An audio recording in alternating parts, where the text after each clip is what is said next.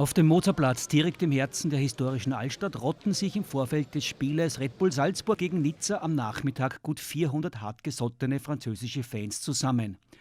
Die Hooligans glühen vor dem bekannten Café Glockenspiel mit reichlich Bier für das Spiel vor, skandieren Schlachtgesänge und zünden auch verbotene bengalische Feuer und Böller.